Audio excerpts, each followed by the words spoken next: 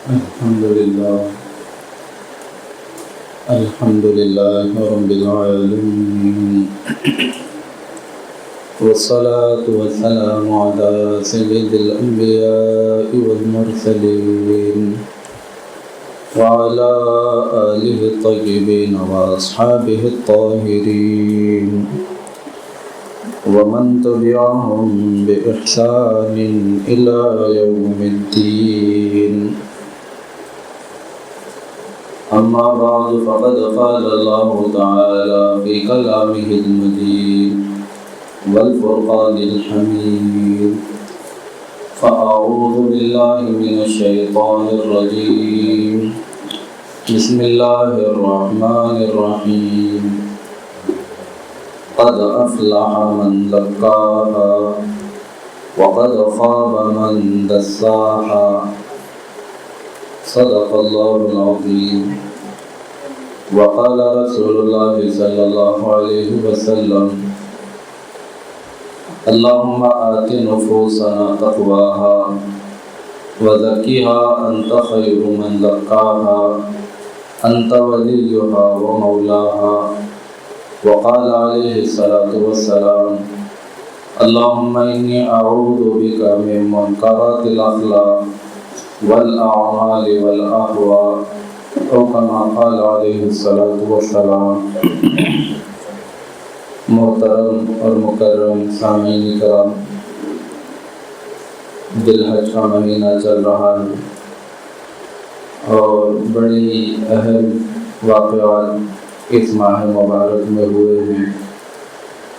جس میں ہمارے لیے سبق ہے اور روشنی ہے، اور یہ واقعات اللہ کی یاد دلانے والے، آخرت کی یاد دلانے والے ہیں، نصیحت کرنے والے ہیں۔ اگر کوئی ان سے نصیحت حاصل کر لیتا ہے، اس کے آخرت کا مسئلہ حل ہو جاتا ہے، اللہ کے رحمت سے میسر آ جاتی ہے۔ ایک عظیم الشان واقعہ حضرت ابراہیم علیہ السلام کی جانب سے، ان کے گھر والوں کی جانب سے، کہ ابراہیم علیہ السلام نے اللہ کی بارگاہ میں اپنی بیٹی کو قربانی دی۔ اللہ کو یہ عمل نہایت ہی پسند آیا اور قیامت تک اللہ تعالیٰ نے ہر صاحب استطاعت کے لیے لازم کر دیا کہ اس دن وہی عمل کرے اور اللہ کو راضی کرنے کی فکر اور کوشش کرے۔ اس کے بعد تاریخ اسلامی میں اس مہینے میں دو اہم واقعات پیش آئے ہیں۔ وہ حضرت سیدنا عثمان غنی رضی اللہ عنہ کی شہادت کا واقعہ ہے، جو ذی الحج کی 18 تاریخ کو پیش آیا۔ نہایت ہی مظلومانہ آپ کی شہادت رہی ہے، اور وہ شخص جن کے بارے میں حضور کریم صلی اللہ علیہ وسلم نے ایک موقع سے نہیں بلکہ ان کے ہر عمل پر وقتاً فوقت نبی پاک علیہ السلام نے ان کے مناقب بیان کیے، ان کے فضیلتوں کو بیان کیا۔ لیکن چند ہی دنوں میں، چند ہی سالوں میں باغیوں کا ایک ایسا گروہ پیدا ہوا جو اس عظیم الشان شخصیت کی جان کا دشمن ہو گیا۔ 40 دن تک انہیں بھوکا پیاسا رکھا گیا، ان کے گھر کا محاصرہ کیا گیا، اور حضور کریم صلی اللہ علیہ وسلم نے حضرت عثمان رضی اللہ عنہ کو ایک مرتبہ کہا تھا، جب جنگ کے موقع پر انہوں نے اسلام کی مدد کی، ان کے دیے ہوئے دینار حضور کریم صلی اللہ علیہ وسلم نے ہوا میں اچھالتے ہوئے کہا کہ عثمان نے آج جنت خرید لی ہے، اور آج کے بعد عثمان کوئی عمل نہ بھی کرے تو اسے کوئی نقصان نہیں ہوگا۔ اور ایسی جنت کی بشارتیں حضرت عثمان رضی اللہ عنہ کو حضور کریم صلی اللہ علیہ وسلم نے بارہا دی ہیں، اور حضور کریم علیہ السلام نے اپنی 2 بیٹیوں کا نکاح حضرت عثمان رضی اللہ عنہ سے کیا۔ ایک بیٹی کا انتقال ہوا، نبی پاک علیہ السلام نے دوسری صاحبزادی کا نکاح حضرت عثمان رضی اللہ عنہ سے کیا۔ ان کا انتقال ہو گیا۔ نبی پاک صلی اللہ علیہ وسلم نے ارشاد فرمایا کہ اگر اللہ نے مجھے 100 بیٹیاں دی ہوتی اور ایک کے بعد ایک کا انتقال ہو جاتا تب بھی ہر بیٹی کو عثمان کے نکاح میں دیتا، اس قدر محبت حضور کریم صلی اللہ علیہ وسلم کو حضرت عثمان رضی اللہ عنہ سے تھی، جنہوں نے ایک موقع پر کنویں خرید کر مسلمانوں کے لیے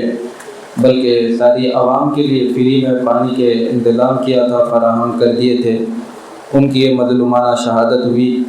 کہ جب ان کے گھر کا محاصرہ ہوا تو حضرت علی کرم اللہ وجہہ مشکیدہ لے کر گھر کی طرف دوڑے کہ پانی حضرت عثمان رضی اللہ عنہ کو پلائیں، لیکن باغیوں نے وہ تیر مارا کہ مشکیدہ وہیں پہ پھٹ گیا، اور حضرت علی کرم اللہ وجہہ نے اپنا امامہ ہوا میں اچھالا کہ حضرت عثمان غنی رضی اللہ عنہ اپنے گھر سے اس کو دیکھ لیں، کل قیامت کے دن اللہ کی بارگاہ میں شکایت نہ کرے کہ اے پروردگار کوئی پانی پلانے کے لیے بھی نہیں آیا۔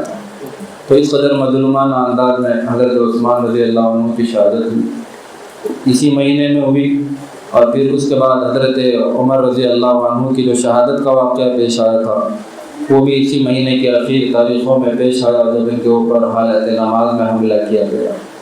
وہ عمر رضی اللہ عنہ جن کو حضور کریم علیہ السلام نے جنت کی بشارت دی، اور وہ عمر رضی اللہ عنہ جنہوں نے کہ مکہ المکرمہ سے ہجرت فرمائی تو دشمنوں سے یہ کہا طواف کعبہ کرنے کے بعد کہ تم مظلوموں پر ظلم کرتے ہو، کمزوروں پر ظلم ڈھاتے ہو، سنو کہ میں مدینہ منورہ کی طرف ہجرت کر رہا ہوں۔ جو اپنی بیویوں کو بیوہ بنانا چاہتا ہے، جو اپنے بیٹوں کو یتیم بنانا چاہتا ہے، وہ اس پہاڑیوں کے پار آ جائے اور مجھ سے ملاقات کر لے۔ علیہ اعلان انہوں نے اپنی ہجرت کا اعلان کیا، اور مشرکین مکہ، سرداران قریش، کسی کی یہ ہمت نہ ہوئی کہ حضرت عمر رضی اللہ عنہ کا راستہ روک سکیں۔ تو یہ بہادر شخصیات تھیں اور اسلام کی انہوں نے خدمت کی، اللہ نے ان کے نام کو رہتی دنیا تک کے لیے چمکا دیا۔ ان کے لیے اللہ نے اپنی رضا کا اعلان قرآن شریف میں فرمایا۔ لیکن ایک طرف ان کی یہ بہادری ہے، دوسری طرف ان کی شہادت کا واقعہ اگر دیکھا جائے تو وہ یوں ہے کہ جب وہ غلام جس نے کہ انہیں خنجر مارا، جس کی وجہ سے آپ شدید زخمی ہوئے، ان کے سامنے لایا گیا، انہوں نے سزا دینے سے منع کر دیا، اللہ رب العزت کے بارگاہ میں فیصلہ ہوگا۔ تو ایک طرف مزاج کی وہ سختی، اور دوسری جانب جب اپنا معاملہ آ گیا ہے تو انہوں نے اللہ کی بارگاہ کو یاد کیا ہے، اور آخر لمحات میں آخرت کی فکر انہیں دامن گیر رہی ہے۔ اور حضرت عثمان رضی اللہ عنہ نے بھی شہادت کے موقع پر یہ کہا کہ میں قرآن کی تلاوت کروں گا، اور یہ تمام معاملات اللہ رب العزت کے سپرد کرتا ہوں، اللہ اس کا فیصلہ فرمانے والے ہیں۔ تو نبی پاک صلی اللہ علیہ وسلم نے جس انداز سے اور جن خطوط پر، جس نہج پر، جس طریقے پر حضرات صحابہ کرام رضوان اللہ علیہم اجمعین کی تربیت کی تھی، ان کی وفات کے موقع سے اور ان کی زندگیوں میں مختلف اعمال سے، مختلف مواقع سے وہ تربیت ضرور نظر آتی ہے کہ انسان ہر وقت اپنی فکر کرے، اپنے آخرت کی فکر کرے، اپنے اعمال پر اس کی نظر رہے کہ اللہ رب العزت کی بارگاہ میں پہنچوں گا تو میرا معاملہ کیا ہوگا، اللہ تعالیٰ کس طرح سے میرے ساتھ معاملہ کریں گے۔ تو یہ واقعات ہمیں آخرت کی یاد دلانے والے ہیں اور یہ سبق دینے والے ہیں کہ ہم ہماری زندگیوں میں نبی پاک صلی اللہ علیہ وسلم کی تعلیمات کو رائج کریں، اور فکر آخرت ہمارے دلوں میں پیدا ہو، اعمال میں اخلاص پیدا ہو، اور تقوی ہماری زندگیوں میں پیدا ہو۔ اس لیے کہ نبی پاک صلی اللہ علیہ وسلم نے ارشاد فرمایا ایک موقع سے کہ التقوی ملاک الحسنات، کہ نیکیوں کی جڑ اور بنیاد یہ تقوی ہے۔ اگر تقوی دلوں میں ہے، اللہ کا ڈر دل میں ہے، آخرت کا یقین ہے،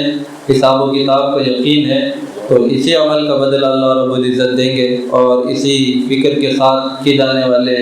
اعمال صالحہ کل آخرت کے دن انسان کو نفع پہنچا سکتے ہیں۔ اور یہ تقوی کس درجے پر حاصل ہونا چاہیے کہ اللہ سبحانہ و تعالیٰ نے قرآن شریف میں کہا کہ یہ تقوی حاصل کرو، اس لیے کہ یہ کامیابی کی بنیاد ہے۔ قد افلح من زکاہا، جس نے اپنے نفس کا تزکیہ کیا، پاکیزگی کو اختیار کیا، اللہ کا خوف دل میں بٹھایا، اللہ کی اجازت کردہ چیزوں کو اس نے انجام دیا، منع کردہ چیزوں سے اپنے آپ کو روکے رکھا، اللہ نے خوشخبری سنائی کہ قد افلح، ایسا آدمی کامیاب ہو گیا۔ تو اس کامیابی کی طرف حضرات صحابہ کرام کا رخ رہا، اور اس کامیابی کے حاصل کرنے کے لیے انہوں نے زندگیاں گزاری، اور اسی جذبے کے ساتھ انہوں نے موت کو گلے لگایا۔ اور قیامت تک آنے والے انسانوں کے لیے اللہ رب العزت نے کہا کہ دیکھو اپنے نفس کا تزکیہ کرو، تقویٰ اپنے دلوں میں پیدا کرو، تبھی جا کر کے تم کامیاب ہو سکو گے۔ اور اللہ سبحانہ و تعالیٰ نے کہا کہ قد افلح المؤمنون، پھر اس کے بعد اللہ تعالیٰ نے 10 سے زیادہ صفات ایمان والوں کی گنائی کہ ایمان والا کون ہے جو اللہ رب العزت کی بارگاہ میں پہنچنے کے بعد کامیاب ہوگا۔ اللہ تعالیٰ نے تقوی والوں کی صفات کو بیان کیا ہے، یعنی ہر موقع پر اللہ کی یاد انہیں رہے، ہر عمل کے ساتھ یہ فکر ہو کہ میرے دل میں ریا نہ ہو، میرا یہ عمل خالص اللہ کی رضا کے لیے ہو، اللہ کی رضا میرے حصے میں آئے۔ تو یہ تقوی کا تعلق انسان کے دل سے ہے۔ حضور کریم صلی اللہ علیہ وسلم نے ارشاد فرمایا اس کے حاصل کرنے کے لیے انسان کو کوشش بھی کرنی ہوگی اور اللہ سبحانہ و تعالیٰ سے دعا بھی کرنا ہوگا، اس لیے کہ ظاہراً اعمال میں مصروف رہا لیکن دل کی حالت نہیں بدلی اور دنیا اس کا مقصود رہا، یا فاسد نیتیں، فاسد غرضیں اعمال کے پیچھے رہی تو پورے کے پورے اعمال اکارت، بیکار اور ضائع ہو جائیں گے، کل آخرت کے دن کچھ فائدہ نہیں ہوگا۔ یہ بڑی نعمت ہے، بڑی دولت ہے جس کا سوال حضور کریم صلی اللہ علیہ وسلم نے اللہ سبحانہ و تعالیٰ سے کیا، اور نہایت ہی عاجزانہ انداز میں نبی پاک صلی اللہ علیہ وسلم نے اللہ سے درخواست کی کہ مولا کریم میں آپ کے حوالے ہوں، بس آپ ہی میری اصلاح فرما دیجیے۔ اللہم آت نفوسنا تقواها وزکیها انت خیر من زکاها انت ولیها و مولاها، کہ اے مولا کریم ہمارے نفسوں کو تقوی کی دولت سے مالا مال فرما دیجیے۔ ہم آپ سے دعا کرتے ہیں، یہ حضور کریم صلی اللہ علیہ وسلم نے کہا، وَزَكِّهَا أَنْتَ خَيْرُ مَنْ زَكَّاهَا، ہم انسان ہیں، ہم جس قدر بھی کوشش کریں گے کچھ نہ کچھ کوتاہی ضرور رہ جائے گی۔ آپ کی طرف سے اگر نظر رحمت ہوگی، کرم کا معاملہ ہوگا تو ہم اس تزکیہ والی محنت میں کامیاب ہو سکیں گے اور واقعی میں ہمارے دلوں کو تقویٰ حاصل ہو سکے گا۔ اللہ کے نبی علیہ السلام نے فرمایا کہ وَزَكِّهَا أَنْتَ خَيْرُ مَنْ زَكَّاهَا، کہ اے پروردگار ہمارے نفس کا تزکیہ فرما دیجئے اور آپ بہترین تزکیہ فرمانے والے ہیں۔ انت ولیہا و مولاہا، آپ ہی اس کے سرپرست اور نگہبان اور ذمہ دار اور دوست ہیں۔ آپ اپنے طور پر عافیت کے ساتھ ہمیں سلامتی کی راہ دکھا دیجئے اور ہمارے دلوں میں تقوی کی دولت کو ڈال دیجئے جس کے ذریعے سے ہم آخرت میں کامیاب اور بامراد ہوں۔ اس دعا میں نبی پاک صلی اللہ علیہ وسلم نے سپردگی کی انتہا کو بیان کیا کہ اے مولا کریم ہم سے تو کچھ ہو نہیں سکتا، بس آپ ہی اس کام کو کر دیجئے۔ یعنی اس قدر بڑی نعمت اور دولت ہے کہ کس قدر عاجزانہ انداز میں بھی اگر اللہ رب العزت کی طرف سے حاصل ہو جاتی ہے، بندے کو اس عاجزی کو اختیار کر لینا چاہیے اور اس نعمت کے حاصل کرنے سے پیچھے نہیں رہنا چاہیے، اس لیے کہ اعمال کے ساتھ اگر دلوں کی حالت نہیں بدلی تو پھر انسان کے لیے نقصان ہی نقصان ہے۔ اور حضور کریم صلی اللہ علیہ وسلم نے اس تزکیے کو مانگا اس انداز میں، اور یہ پاکیزگی کو مانگا ہے حضور کریم صلی اللہ علیہ وسلم نے اس انداز سے کہ ہر حال میں یہ تقویٰ مجھے حاصل ہو۔ اللہم آتی نفوسنا تقواہا کی دعا جہاں پر نبی صلی اللہ علیہ وسلم سے ملتی ہے، وہیں پر حضور کریم علیہ السلام نے اللہ سے دعا کی، اللہم انا نعوذ بک من منکرات الاخلاق والاعمال والاہواء، اے مولا کریم میں پاکیزگی کو چاہتا ہوں، تزکیے کو چاہتا ہوں، تقوی کو چاہتا ہوں، اور یہ تقوی اور تزکیہ کس معیار کا ہونا چاہیے اور کن کن چیزوں میں ہونا چاہیے۔ حضور کریم صلی اللہ علیہ وسلم نے اس دعا میں اس کی نشاندہی فرمائی ہے کہ حضور کریم علیہ السلام نے اللہ سے دعا کی، اللہم انا نعوذ بک من منکرات الاخلاق، اے مولا کریم میں آپ کی پناہ میں آتا ہوں، آپ کی حفاظت میں آتا ہوں برے اخلاق سے، یعنی پاکیزگی جو مجھے حاصل ہونا ہے، جو تزکیہ میرا ہونا ہے، تقویٰ مجھے حاصل ہونا ہے، وہ میرے اخلاق میں ہونا ہے۔ ایسے اخلاق میرے ہوں جس سے کہ آپ راضی ہوں، اور ایسے اخلاق میرے ہونے ہیں جس سے کہ کل آخرت کے دن مجھے نفع پہنچ سکے اور آپ کی رحمتوں کا میں امیدوار بن سکوں۔ یہ حضور کریم صلی اللہ علیہ وسلم کی دعا ہے جو ہر امتی کو اپنی دعاؤں میں شامل کرنا چاہیے۔ اللہم انی اعوذ بک من منکرات الاخلاق والاعمال والاہواء، اور یہ پاکیزگی کا میں آپ سے سوال کرتا ہوں کہ آپ اعمال میں پاکیزگی عطا فرما دیجئے،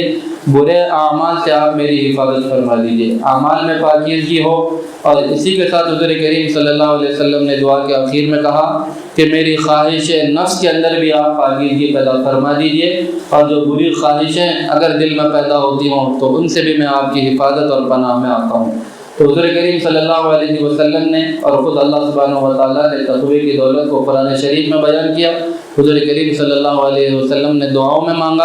اور یہ پاکیزگی کہاں ہونی چاہیے؟ حضور کریم علیہ السلام نے نشاندہی کی کہ دعائیں بھی اللہ سبحانہ و تعالیٰ سے کی جائے، ساتھ ہی ساتھ ان تینوں چیزوں پر نظر رکھی جائے، اور وقتاً فوقتاً ان تین چیزوں کا جائزہ لیا جاتا رہے کہ کہاں پر جھول ہو رہا ہے، کہاں پر کمی اور کمزوری ہو رہی ہے۔ اپنی خواہش نفس کو دیکھا جائے کہ کہیں ایسی خواہشیں ہمارے دلوں میں نہیں پیدا ہوتی جو اسلام کے خلاف ہیں، ایسے داعیے دلوں میں پیدا نہیں ہوتے جو حضور کریم علیہ السلام کی تعلیمات کے خلاف ہیں، دین اسلام کے خلاف ہیں۔ اگر دل میں ایسی خواہشیں پیدا ہوتی ہیں اور انسان ان کے پیچھے لگ جاتا ہے، مطلب اسے نفس کی اصلاح کی ضرورت ہے اور پاکیزگی مکمل طور پر اسے حاصل نہیں ہوئی ہے، اور اس حالت کی زندگی کے ساتھ اللہ رب العزت کی بارگاہ میں پہنچیں گے تو حساب و کتاب مشکل ہوگا۔ اگر کہیں پر ہمارے دلوں کی حالت ہو تو اس دعا کا ضرور اہتمام کرنا چاہیے کہ اللہ میری خواہشوں کو بھی پاکیزہ بنا دیجیے اور دین اسلام کے تابع فرما دیجیے۔ حضور کریم علیہ السلام نے ایک موقع سے ارشاد فرمایا، لا یؤمن احدکم حتی یکون ہواہ تبعا لما جئت بہ، تم میں کا کوئی آدمی اس وقت تک بھی کامل ایمان والا نہیں ہو سکتا جب تک کہ اس کے دل میں پیدا ہونے والے خواہش، آرزو اور ارمان دین اسلام کے تابع نہ ہو جائیں۔ یعنی خواہش نفس بھی دین اسلام کے تابع ہو، تب کہیں جا کر ایمان کا کمال انسان کو حاصل ہوتا ہے۔ اور دوسرے نمبر پر جو انسان کو نظر رکھنا ہے کہ دل میں داعیہ پیدا ہونے کے بعد انسان دوسرا جو مرحلہ اختیار کرتا ہے اس چیز پر عمل کرنے کا۔ دل میں جو خواہش پیدا ہوئی اس کے بعد اس نے عمل کیا، تو جو اعمال انسان انجام دیتا ہے ان اعمال میں غور و فکر کرے کہ اگر واقعی میرے اندر تقویٰ ہے اور میں اللہ کی رضا کو پیش نظر رکھتا ہوں تو پھر یہ عمل میرے لیے ذخیرہ آخرت بن سکتا ہے، میری نجات کا سبب اور ذریعہ بن سکتا ہے۔ لیکن اعمال پر نگرانی کرنے کے ساتھ جب ہمیں یہ بات معلوم ہو کہ ہم عمل تو کر رہے ہیں لیکن کہیں فاسد نیتیں اس کے پیچھے ہیں، فاسد اغراض و مقاصد اس کے پیچھے ہیں، تو لاکھ انسان محنت اور کوشش کے بعد عمل کرے لیکن یہ عمل اسے کل آخرت کی دن نجات دلانے والا نہیں ہوگا، اللہ کی رضا اور اس کے رحمت کا مستحق بنانے والا نہیں ہوگا۔ اور تیسرے جو حضور کریم صلی اللہ علیہ وسلم نے دعا میں تیسری چیز کی نشاندہی فرمائی جہاں پر انسان کو نظر رکھنا ہے کہ یہی اعمال جب تکرار کے ساتھ کیے جاتے ہیں، مستقل طور پر کیے جاتے ہیں تو یہ انسان کی عادت بن جاتے ہیں اور پھر اس کی پہچان اور اس کے اخلاق بن جاتے ہیں۔ تو حضور کریم صلی اللہ علیہ وسلم نے اخلاق کی برائیوں سے بھی حفاظت اللہ سبحانہ و تعالیٰ سے مانگی ہے۔ تو جو ہماری عادتیں بن چکی ہیں ان عادتوں پر انسان نظر رکھے اور دیکھے کہ کیسی عادتیں میں اپنایا ہوا ہوں، اگر دین اسلام کے خلاف ہے، اللہ اور اس کے رسول صلی اللہ علیہ وسلم کی تعلیمات کے خلاف ہیں، تو یاد رکھنا چاہیے کہ تزکیہ ابھی ہمارا باقی ہے اور اللہ نے جو موقع ہم کو عنایت کیا ہے، زندگی ابھی باقی ہے۔ تو جس کسی مرحلے پر انسان اپنی اصلاح کی کوشش کرے گا، تزکیہ اور تقوی کی فکر کرے گا، اللہ سبحانہ و تعالیٰ کی طرف سے وہ چیز اسے حاصل ہو جائے گی، اور بعد کی جو زندگی ہوگی اگر وہ تقوی کے ساتھ گزارے گا تو اس کی محنتیں اور اعمال کا نتیجہ کل قیامت کے دن اس کو ملے گا۔ لیکن اگر انسان ان تمام چیزوں کی طرف نظر نہ کیا ہو اور دل میں نیتوں کے فساد کے ساتھ عمل میں مشغول بھی رہا ہو، اس کے اخلاق برے ہوں، اعمال میں بگاڑ ہو اور دل کی دنیا میں ابھی اللہ کی محبت، رسول پاک علیہ السلام کی محبت جاگی نہ ہو، اسلام سے سچی وابستگی پیدا نہ ہوئی ہو، تو پھر یاد رکھنا چاہیے کہ یہ دکھلاوے والے اعمال اللہ سبحانہ و تعالیٰ کی بارگاہ میں ہرگز بھی انسان کو کامیاب کرنے والے نہیں ہیں۔ انہی تین چیزوں کے معیار پر حضرات صحابہ کرام نے اپنی زندگیاں بنائی اور انہی اعتبارات سے اولیاء کرام نے اپنی زندگی کو سنوارا، جس کا نتیجہ یہ ہوا، اللہ کی طرف سے انعام ان کے اوپر یہ ہوا کہ اللہ نے ان کے ذکر خیر کو دنیا میں بھی باقی رکھا، اور ان کے لیے اللہ سبحانہ و تعالیٰ نے آخرت میں بہترین وعدے کیے ہیں۔ اور اللہ کے یہ وعدے صرف ان لوگوں کے ساتھ خاص نہیں تھے بلکہ اللہ نے یہ وعدہ کیا ہے ہر اہل ایمان سے، ہر شخص جو جس کسی مرحلے پر تقوی اختیار کر لے، اللہ کی مرضیات کے مطابق اپنی زندگی گزارے، اللہ کے یہ وعدے اس کے لیے ہیں اور انعامات اس کے انتظار میں ہیں، اور وہ آخرت میں اللہ کی بارگاہ میں پہنچے گا، رحمتوں میں سے حصہ پائے گا۔